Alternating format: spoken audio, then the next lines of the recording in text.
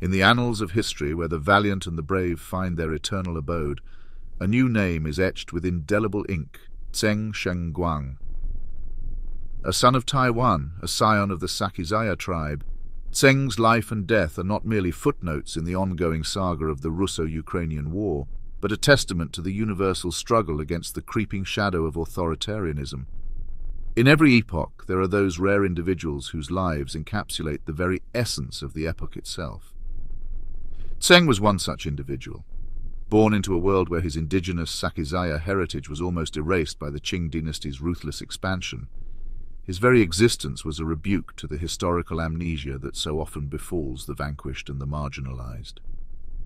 The arc of Tseng's life, from the verdant landscapes of eastern Taiwan to the embattled fields of Ukraine, is a vivid illustration of the inexorable struggle for identity and self-determination. It is in this context that one must view his decision to join the International Legion of Territorial Defense of Ukraine. This was no mere act of adventurism. It was a deliberate choice born out of a profound understanding of history's cyclical nature and the perennial fight against tyranny. In Ukraine, Tseng found himself in the heart of a conflict that is much more than a regional dispute. It is a front line in the global battle against the resurgent forces of authoritarianism, a battle that is as much ideological as it is territorial. In this struggle, Tseng was not just a foreign volunteer. He was a standard-bearer of a cause that transcends national boundaries. His stand in Ukraine was a stand for all who cherish freedom, for all who understand that the defense of democratic values anywhere is a defense of those values everywhere.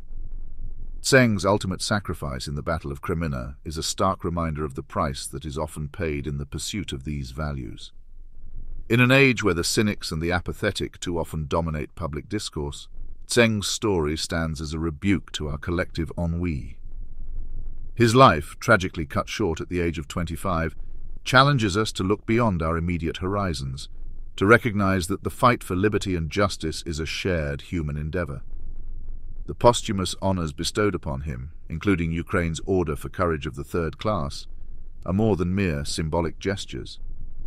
They are a recognition of the fact that in his fight, Tseng represented not just Taiwan or Ukraine, but all who stand against the tide of authoritarianism.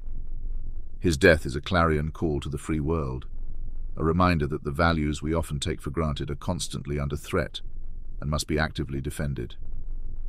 In the wake of his passing, Tseng has become a symbol, a rallying point in the struggle for freedom.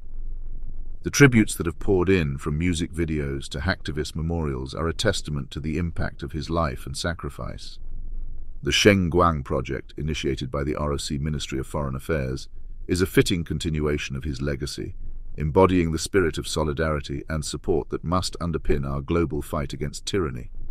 In reflecting on Tseng's life, one is reminded of the words of George Orwell, who wrote that, "We sleep safe in our beds because rough men stand ready in the night to visit violence on those who would do us harm." Tseng was one of these rough men, a guardian of the values that form the bedrock of our civilization. His story is a powerful reminder that the struggle for freedom is never over, that each generation must rise to the challenge of defending the liberties that have been hard won by those who came before. As we remember Tseng Sheng-guang, let us not only mourn his loss, but also draw inspiration from his example. Let us recommit ourselves to the cause of liberty and justice, understanding that these are not abstract concepts, but real, tangible ideals that require our constant vigilance and effort to uphold. In the end, Tseng's life and sacrifice remind us that the defense of civilization is not the responsibility of a few, but the duty of us all.